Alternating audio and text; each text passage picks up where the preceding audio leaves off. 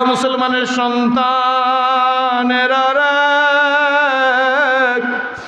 যেদিন কলেমা পড়ার জন্য প্রিপারেশন নিয়ে মায়ের কাছে গেছি,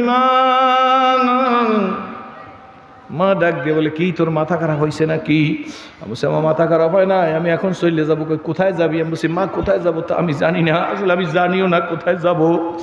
আমার বাবা কোটি কোটি টাকার মালিক, খবর নিয়ে দেখেন আমার এলাকায় ওই মাওলানা শফিউল্লাহ সাহেব সহ অনেকে গেছে।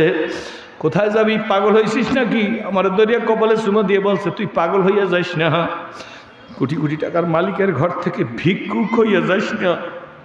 তোকে আমি এখন অনুরোধ করি, তুই কোথায় যাবি? তোর তো ভিক্ষা করিয়া খাইতে হইবে। আমি আমার মাকে বলছি, মা আমি এমন মালিকের কাছে যাইতেছি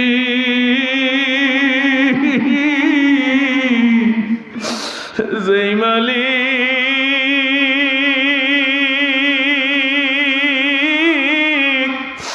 আমায় ভিক্ষা করাইবে না। তুমি সেই মালিকের চিনো না? আমার মালিক আল্লাহ। হাতটা জাগাইছি মায়ের সামনে, মহব্বত বিনিময়, মাও ভালোবাসে। হাতটা জাগাই মাকে বলছি, মা আমি ওই মালিকের কাছে যাইতেছি। এমন সময় বাবা বড় ডাক্তার, অহংকারী মানুষ, সে দূর থেকে আসতেছে। কোথায় গেছিল? মফস্বলে কোথাও কেউ নিয়ে গেছিল। আসতেছে দূর থেকে, আইসাই মাকে জিজ্ঞেস করতেছে, ও হাত জাগাই তোমার কাছে কি বললো? মা বলে, বেশি কিছু বলে না, ও নাকি মালিক আছে, ও মালিকের কাছে যাইবে। আমার কাছে আইসাই আমার হাতটা ধরে বলে, কোন মালিকের কাছে যাবি? আমিও নির্ভীক, এ মুসলিম নেভার ব্রেক হিজ ওয়ার্ড। আমি হাতটা দিয়ে বললাম, আমরা হাতটা ছাড়িয়ে দেন, আমি বেয়াদবি করি নাই, আমি বেয়াদব ছেলে আপনার ঘরে হই নাই। আপনার মধ্যেও কোনো বেয়াদবি নাই, আমার মধ্যেও কোনো বেয়াদবি নাই। তোর মধ্যে বেয়াদবি আছে, তুই মায়ের সামনে হাত জাগাইলি কেন? আমি বলছি, মায়ের সামনে হাত জাগাই বলছি আমি মালিকের কাছে যাব।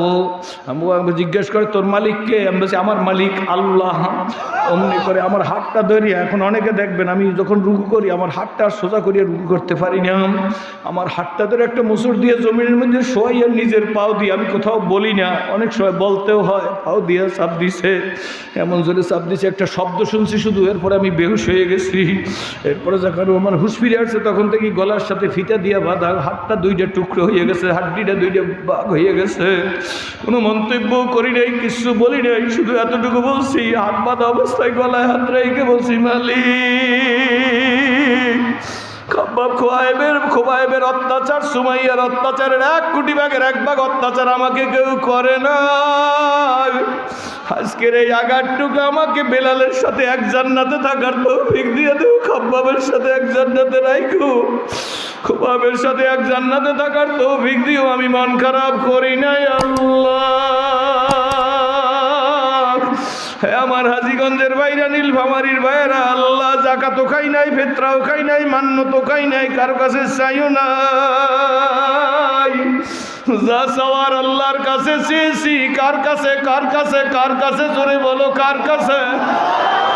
হে যুবকের 1000 2000 টাকা পাইয়া নিজের মত ঘুরাইয়ে দিয়ে আজকের বাতিলের পক্ষে রায় দিয়া দিলি।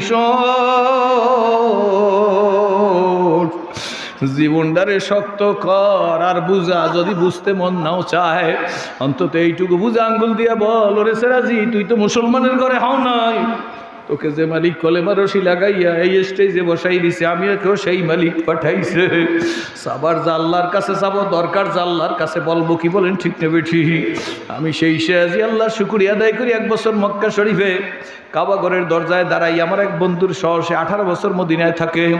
বন্ধুর নিয়ে কাবাঘরের স্বর্ণের দরজার সামনে দাঁড়াই দোয়া করলে দোয়া কবুল হয়। এই জন্য অনেকক্ষণ দোয়া দরুদ পড়িয়া, কলেমা পড়িয়া, দরুদ শরীফ পড়িয়া, কোরআন শরীফ তেলাওয়াত করি, আল্লাহর ঘরের সামনে হাত উঠেছে আমার সেই বন্ধুকে নিয়ে। দুইজনে বন্ধুকে বললাম, তুই 18 বছর মদিনায় থাকো, চলো দুইজনে মিলি কাবাঘরের সামনে যাই দোয়া করি। কাবাঘরের সামনে যাই দোয়া করতেছি, দোয়া শেষ করছি। এর মধ্যে হঠাৎ করে আওয়াজ শুনতেছি, আমার পাশে একজন মহিলা কি যেন বলতেছে। কে মহিলা কে পুরুষ কোনো ভেদাভেদ করা যায় না, হযরতও গেছেন, আপনারা দেখছেন। হঠাৎ করে শুনতেছি একজন মহিলার কণ্ঠে ফার্সি শের, মাসনাবি শরীফের শের। দেখলো ওয়াই কিস্তি বানো আপনা কিস্তি, দেখলো ঘাড়ে গড়ি দরিয়া দে কিস্তি আন্দার কিস্তি ডুব জানে না দো। নিজে নিজে এইরকম একটা দুইটা আমি কর গুনতেছি হাতের, আমি কর গুইনা দেখবো একজন মহিলা বন্ধুরে আমি বললাম, বন্ধু তুমি দাঁড়াও, আমি একটু গুইনা দেখে এই মহিলা কি ফার্সি শেরগুলো বলতেছে, মাসনাবি শরীফের শের বলতেছে। এক এক করে আমি গুনতে রইলাম, 65টা শের বলছে একের পর এক এই মহিলা। আমার বন্ধুর ঘাড়ের উপর হাত দিয়ে বললাম, বেটা শোন, এই মহিলা কমাইলেও দাওরা কমপ্লিট করে না হয়, মাসনাবি শরীফের সহি কইরা 65টা শের বলতে পারে না। ভাইজান কেমনে বুঝলেন? আমি তো 65টা শের গুণে ফেলাইছি। আমাকে বলে আপনি গুণে ফেলাইছেন? আমি বলে হ্যাঁ গুনছি। এরপরে আমি যাব, এমন সময় আমি বলছি চলো বাসায় যাই। হঠাৎ করে একেবারে 1 বিঘা জায়গা পাউডার সরাইতে পারি নাই। এর মধ্যে একটা শব্দ শুনলাম, মনে হয় যেন কোনো একটা কিছু পাথর বড় ওজন হাত দিয়ে পড়ছে, অথবা একটা নতুন কাপড় দিয়ে টান দিলে ছিললে যেমন শব্দ, এরকম শব্দ। লক্ষ লক্ষ মানুষ শব্দ করতে আসলো।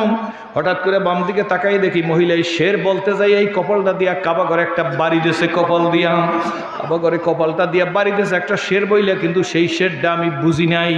আমি দেখলাম বাড়ি দেওয়ার সঙ্গে সঙ্গে কপালটা আড়াআড়িভাবে এই চামড়াটা ফাইটে গেছে, দরদর করিয়া রক্ত পড়তেছে। অ্যারাবিয়ান দেশ, সঙ্গে সঙ্গে পুলিশরা কেমনে খবর পাইছে, 8-10 জন পুলিশ, অল্লাহি আহাজ হারাম, ওদের ভাষা দিয়ে বলতেছে এ হাজি নিষেধ। আইসা আরবিতে বলতেছে তোর কপালের রক্ত যদি এই কাবার গিলাফে লাগে তাইলে তোকে অ্যারেস্ট করিয়া সিজনে নিয়ে যাব। অ্যারাবিয়ানরা সৌদি আরবে একটা সিজিন বলে জেলখানারে, বলছে আমি তোকে সিজিনে নিয়ে যাব। মহিলা তার কথা শোনে না, মহিলাও শরীয়তের উপরে মজবুত, মহিলা কাবার গিলাফ ধরা আছে ঠিকই, কিন্তু মাথা দূরে যেন কপালের রক্ত কাবা করে না লাগে। আমি আমার বন্ধুরে বললাম, বন্ধু দাঁড়াও, আমিও যাব, কিন্তু দেখি মহিলার কোনো হুঁশ নাই, 8টা-10টা সেলাই লাগবে কবরের উপর, এই কপালের উপরে। আমার বন্ধুকে ডাক দিয়ে বলে, বন্ধু কোন শেডটা বইলা সে কপালটা দিয়া কাবা করে বাড়ি দিল, আসে কারা?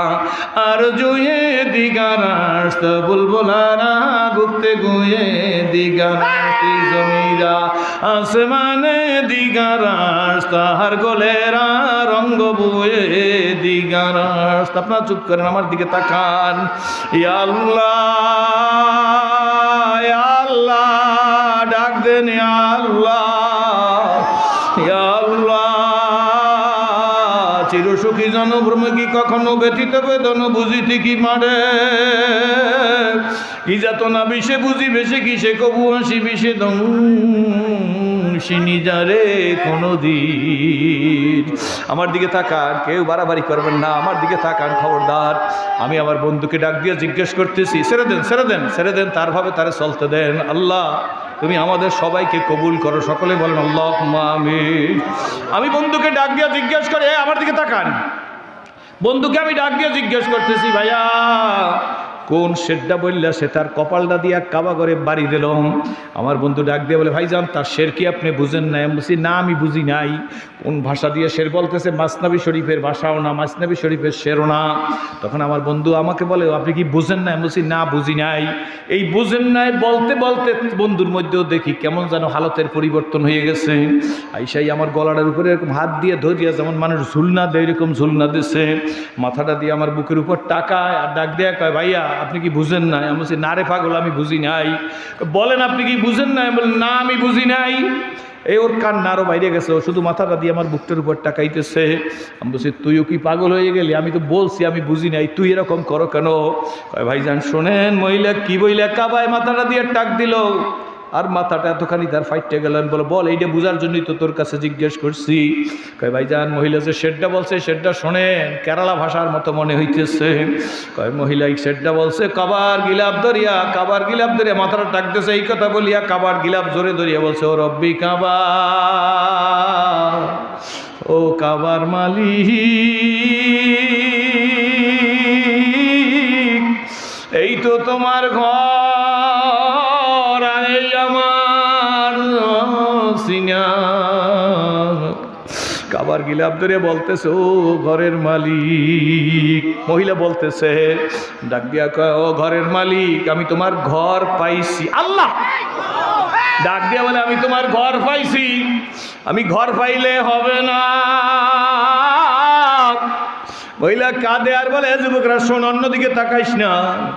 যার হালতে তারে থাকতে দে, আর মালিকের কাছে বল আল্লাহ হাজার হাজার মানুষের মধ্যে একজন আজকে যদি তুমি কবুল করো, আমি সিরাজিরও তুমি কবুল করিয়ে নিও। আল্লাহ হাজার হাজার মানুষের মধ্যে একজন আর দিলে যদি তুমি মারেফতের নূরের বাতি জ্বালাই থাকো, আল্লাহ তার সিলায় তুমি আমারেও কবুল করিয়া নাও। আমার দিকে তাকান মহিলা ডাক দিয়া বলে, ও কাবার মালিক, এ মা শোন, এই দেশের মায়েদেরকে মা ডাইকা গেলাম, এ বোন, আমি তোমাদের বোন সম্বোধন করে গেলাম। এ মেয়েরা, আমি তো আমার মেয়েও নাই, আমি তোমাদেরকে মেয়ে সম্বোধন করি বইলে গেলাম। ওই মহিলাও মহিলা, তুমিও মহিলা, কি বলেন ঠিক নেবে ঠিক? মহিলা কাবার গিলাপ ধরে চিৎকার মেরে বলে, ও মালিক, ঘর তোমার পাইছি রে, ঘর পাইলে হবে না, ঘরের মালিক সারা বাড়ি যাব না, ঘর পাইলে হবে না। আল্লাহ, ঘরের মালিক সারা বাড়ি যাব না। বলার সঙ্গে সঙ্গে আমি বন্ধুকে বললাম, বন্ধু চলো আমরা বাসায় যাই। এই মহিলা আমি সিরাজির চাইতে অনেক উঁচা তপকার মহিলা, আমি তো কিচ্ছু না। আজকের মা বোন মেয়েদের ফাঁকে বইলা গেলাম, মাহফিলে আইসা মালিকের নিয়া ঘরে যাইও, কি বলেন ঠিক নেবে ঠিক? ওই রিক্সাওয়ালা মালিকের পাইছে, এই জন্য মাথায় পাগড়িটা বাইন্দা রিক্সা চালায় আর বলে, লা ইলাহা ইল্লাল্লাহ, লা ইলাহা ইল্লাল্লাহ। ভ্যানালা মালিকের পাইছে, এই জন্য ভ্যান চালায় আর বলে, লা ইলাহা ইল্লাল্লাহ। চাষি মালিকের পাইছে, ধান কাটে আর বলে, লা ইলাহা ইল্লাল্লাহ, কি বলেন ঠিক নেবে ঠিক? ব্যবসায়ী বলে, লা ইলাহা ইল্লাল্লাহ। কোনো দলাদলির ধারদারি না, কিচ্ছু দরকার নাই, কি বলেন ঠিক নেবে ঠিক? বরঞ্চ আগার হাজত তুজি খুঁজবি, তু কর খেদমত ফকিরুবি, নেহি মিলতি এ দৌলত কেসা হো কি খাজানা মিলে। হযরত আবু যর গেফারির মনে আছে? এই কথাটা বলতে গিয়ে মনে পড়ছে, হযরত আবু যর গেফারির এই সংবাদ শুনে আব্দুল্লাহ ইবনে মাসউদ তার সাথীদের নিয়ে চলে আসছে আবু যর গেফারির বাড়ির দরজায়।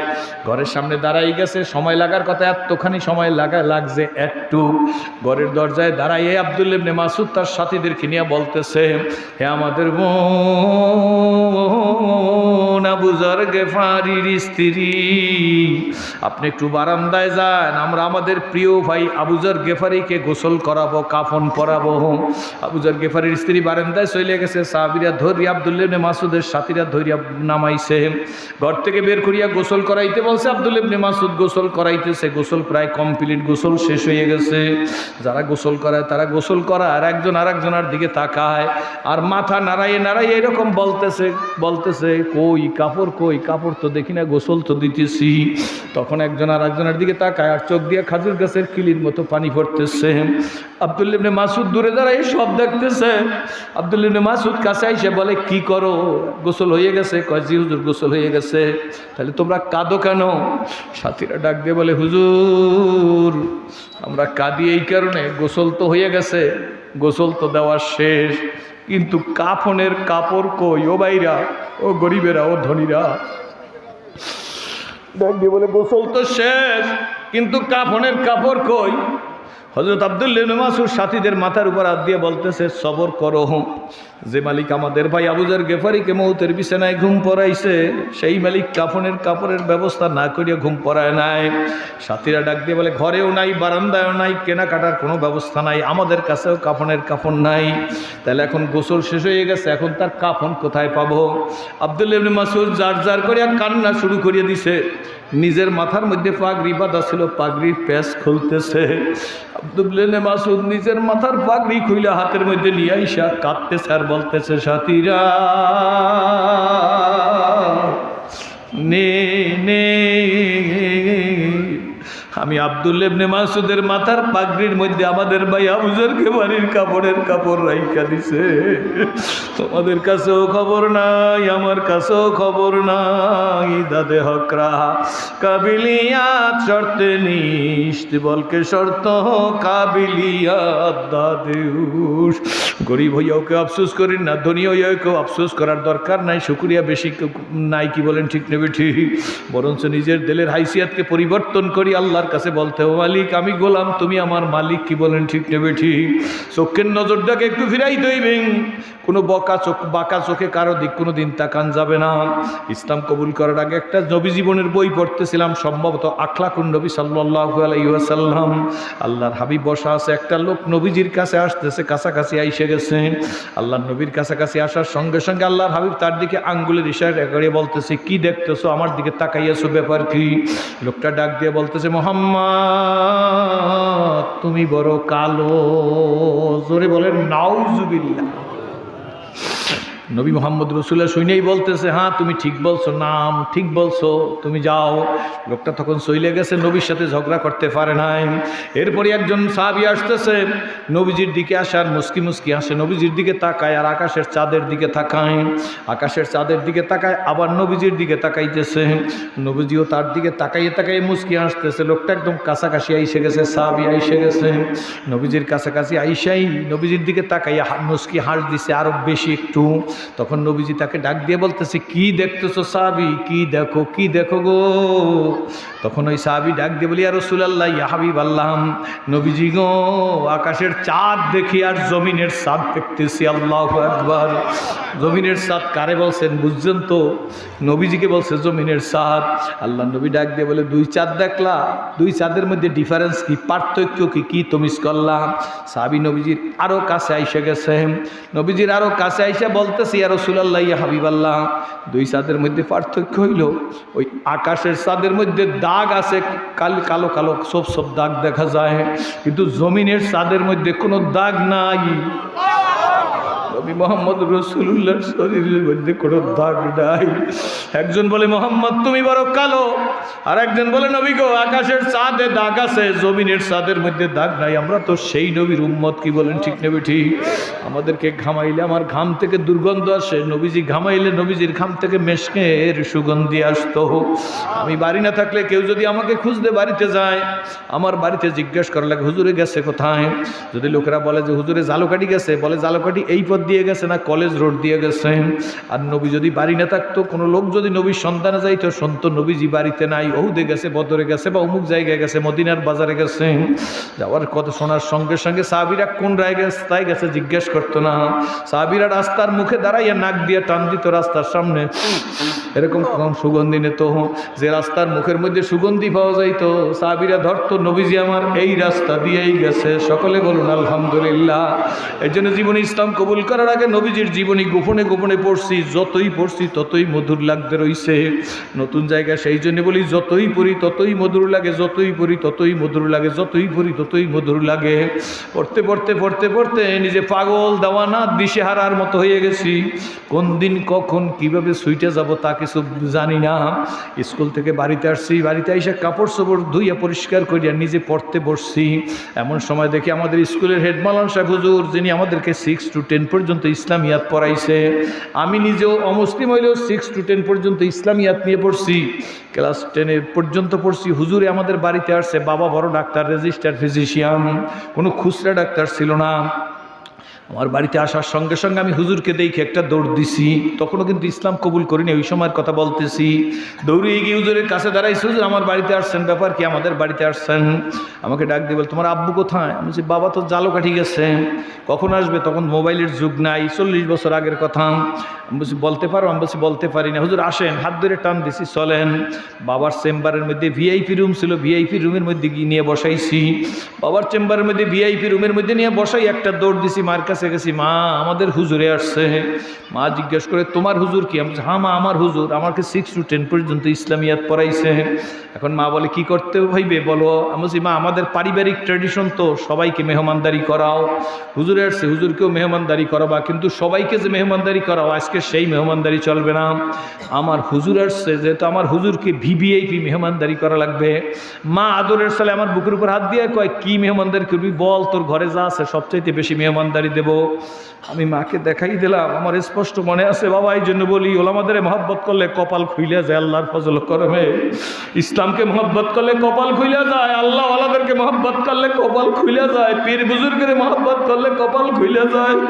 মাকে বলছি মা সানার সন্দেশ দাও, এইটা দাও, এইটা দাও, সব নিয়ে ট্রেতে করে হুজুরের কাছে গেছি। হুজুর বলে ওরে আল্লাহ, আমাদের বরিশালে বলে ওরে আল্লাহ, এত মেহমানদারি, এত নাস্তা নিয়ে আসছে, হুজুর খান। আমি তখন ইংলিশ প্যান্ট পরা, আমাদের পারিবারিক ট্রেডিশন। এখনই আমার এই চেহারা, আমি আজ থেকে 40 বছর আগে আমার কেমন চেহারা ছিল তাতে বুঝেন। আমি হাফ প্যান্ট পরে, হাফ হাতার গেঞ্জি গায়ে দাও, হুজুরের সামনে দাঁড়িয়ে বসে হুজুর নাস্তা করেন। হুজুরকে দেখি হুজুর নাস্তা করে না, টুকটাক একটু মুখে দেন, হুজুর বেশি খাইতে হবে, হুজুর বেশি খাইতে, হুজুর কিচ্ছু খায় না। বারবার হুজুর দেখে আমার দিকে তাকাই আছে, আমার মাথার থেকে পা পর্যন্ত দেখে। কতক্ষণ পর দেখেছি হুজুরের 2 চোখ দিয়ে দর দর করিয়া পানি পড়তেছে। 1-1.5 বছর আগে হুজুর মারা গেছে। আমি হুজুরের আরও কাছে গেছি, হুজুরের কাছে গিয়ে হুজুর পিঠের উপর হাত দিয়েছি, হুজুর আপনার পেটে ব্যথা করে না মাথা ব্যথা করে? আপনি বলেন। আমি ফার্স্ট এইড জানি, বাবার সাথে প্র্যাকটিস করি, বাবা আমাকে শিখায়। আমি যদিও ছাত্র ক্লাস 10-এর, কিন্তু বাবা আমাকে শিখায়, তা তো জানি। আমি হুজুর কাঁদেন কেন? মাথা ব্যথা করে না আপনার পেট ব্যথা করে? আমি প্রাথমিক চিকিৎসা আপনাকে দিতে পারবো। হুজুর আমার গালের মধ্যে হাত মুছাইতেছে আর ডাক দিয়ে বলে মাথাও ব্যথা করে না, পেটও ব্যথা করে না, আব্বু আমার কলিজা ব্যথা করতেছে। আমি বললাম বাপরে বাপ, তা তো হুজুর আমি বুঝবই না, এটা ইনভেস্টিগেশনের ব্যাপার আছে, এক্সরে করবে, ইসিজি করবে, আলট্রাসোনোগ্রাম করবে, তারপরে আব্বা যে ব্যবস্থা নেবে, এখানে আমি হাত দিতে পারবো না। হুজুর আমাকে হাতটা ধরে টান দিয়ে বুকের কাছে নিয়ে বলে শোনো, কোন কলিজা ব্যথা করতেছে জানো? আমি হুজুর মানুষের কলিজা আবার কয়টা থাকে ভালো করে শুনেন, হয়তো কিছু উপকার হইতেও পারে। আমি বললাম হুজুর কলিজা আবার মানুষের কয়টা থাকে? আমার দিকে তাকান। তখন হুজুর আমার দিকে তাকাই বলে কলিজা বুঝো না? আমি বলছি না হুজুর বুঝি নাই। তখন আমার গালের মধ্যে হাত মোছায়, আলেমরা শুইনেন, আপনাদের পায়ের জুতা আমি মাথায় নিয়ে বলতেছি। হুজুরে আমার গালের মধ্যে হাত মোছায় আর বলতেছে, এত সুন্দর করিয়া মালিক তোরে বানাইছে, এত সুন্দর করিয়া মালিক বানাইয়া সেই মালিক কেমনে জাহান্নামের আগুনে জ্বালাইবে?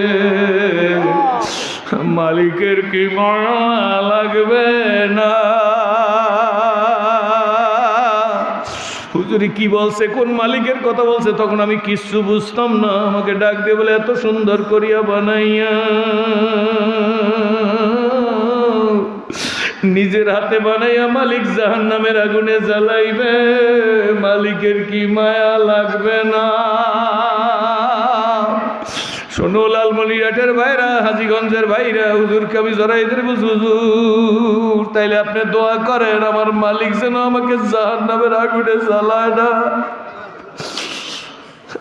হুজুর বাবা আসার পরে চিকিৎসা নিয়ে চলে গেছে। রাত্রবেলা বিশ্বনবীর জীবনী উঠাইয়া পড়া শুরু করিয়ে দিছি, 1:45 পর্যন্ত পড়ার পরে পিছনের দিক তাকাই দেখি আমার মা আসতেছে। মাকে দেখে নবীজির জীবনীটা গুজাই ফেলাইছি। মা বলে কাঁদো কেন, কি হয়েছে? সংক্ষেপ করে বলতেছি।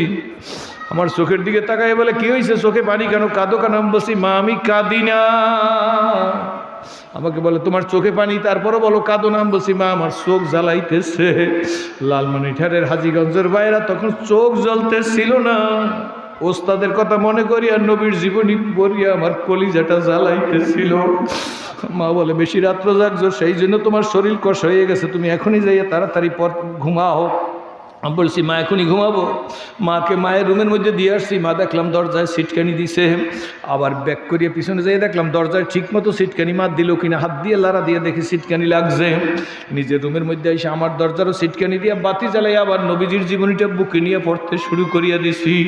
যতই পড়ি ততই মধুর লাগে, পড়তে পড়তে পড়তে পড়তে এক সময় ইমোশনাল হয়ে গেছি। এই ইমোশনাল অবস্থায় আল্লাহ নবীজির জীবনীটা বুকের উপর রেখে মুসলমানদেরকে দেখছে এইভাবে হাত উঠাইয়া মালিকের সাথে তারা যেন কি বলে, বাতি বন্ধ করে 2টা হাত উঠে বলছি মালিক হে রাস্তা চিনি না,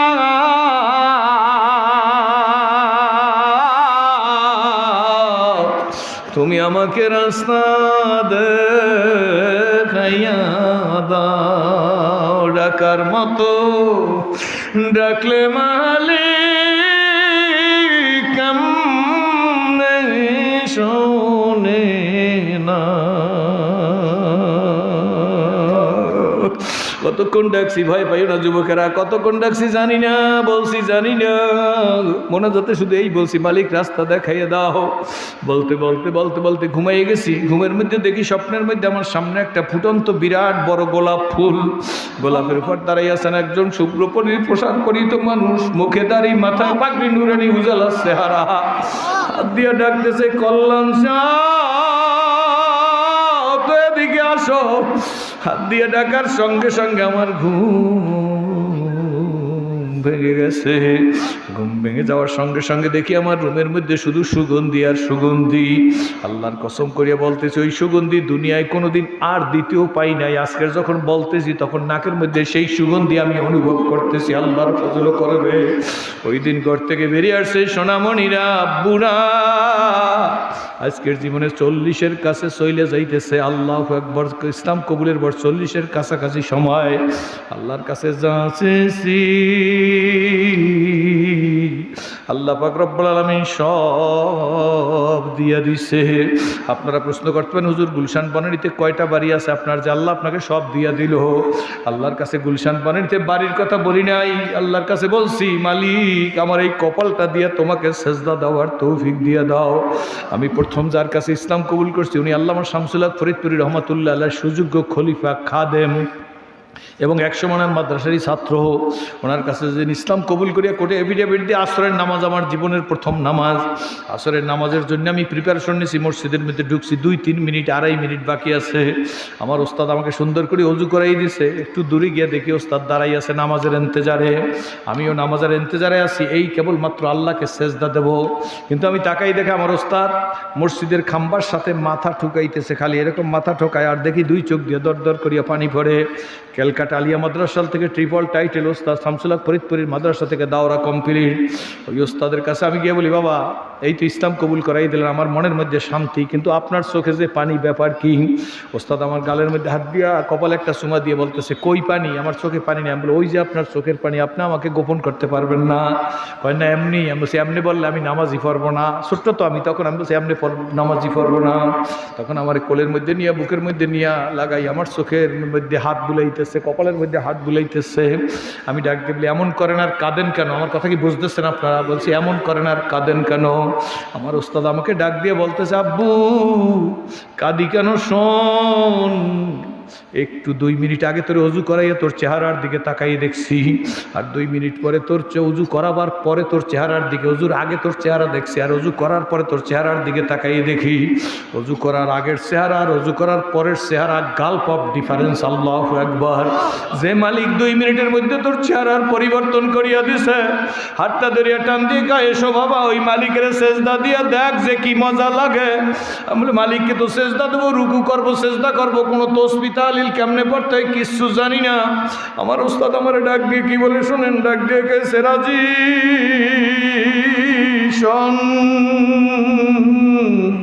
শোন বাজার, রুকুর তসবিহ সেজদার তসবিহ জানো না? মালিক কি জানে কি জানে না? আমি বলছি জানে। তো বলে তুই রুকু করবি, সেজদা করবি, আমারে দেখে দেখে আর বলবি, মালিক তোমার পলাতক গোলাম তোমার কাছে ফিরে আসছে, গোলামকে তুমি মাফ করিয়া দাও। হে যুবকেরা, বৃদ্ধরা, ধনীরা, গরিবেরা, কোটিপতিরা, নতুন জায়গা, সেই জন্য এতখানি কথা বললাম। না হয় আমি অন্য লাইনে বক্তৃতা দিতাম। আপনাদের কাছে জিজ্ঞেস করি, আমার আল্লাহর কুদরতের কথা, নবীর প্রেমের কথা, আল্লাহ যদি মনে করিয়া চোখের পানি 2 ফোঁটা আইসা থাকে, আমি আপনাদের কাছে জিজ্ঞেস করি, আর দলাদলি না, আর ফালাফালি না, আর বিবৃতি না, আর পাল্টা বিবৃতি না, আজ থেকে প্রমিস আমার আল্লাহর সাথে ওয়াদা দাও, এ জীবন আল্লাহর জন্য, এই হাত আল্লাহর পথের জন্য, এই হায়াত আল্লাহর জন্য। কারা পারবা 2 হাত জাগাইয়া? হাতে নাড়া দাও, হাতে নাড়া দাও, হাতে নাড়া দাও। আল্লাহ কি বলছি কি বলতে পারি নাই জানি না। আল্লাহ তুমি আমাদের কবুল করে না, এই হাত ইসলামের পক্ষে শক্তি হিসেবে কবুল করিয়া নিও। বাবা ভালো করিয়া শোনেন, বন্ধু ভালো করিয়া শোনেন, কয়েক মিনিটের মধ্যে ইনশাআল্লাহ মোনাজাত দেব।